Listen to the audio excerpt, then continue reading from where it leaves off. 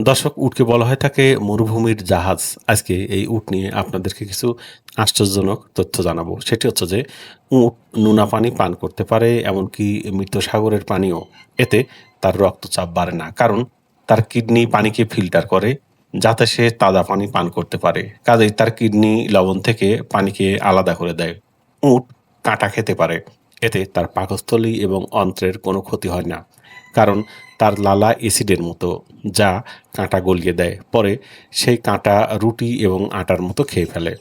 এজন্য হাতে পায়ে কাঁটা ফুটলে আরব বেদুইনরা সেখানে উটের লালা লাগিয়ে দেয় এবং সেই কাঁটা গলে বেরিয়ে আসে। উটের চোখের পর্দা দুটি, একটি পাপড়ির পর্দা, অন্যটি মাংসের। এজন্য মরুভূমির ধূলিকণার মধ্যে চলতে পারে এবং তার চোখের কোনো ক্ষতি হয় না। কারণ সে তখন স্বচ্ছ পাপড়ির পর্দা বন্ধ করে দেয়। উট তার দেহের তাপমাত্রা পরিবর্তন করতে পারে।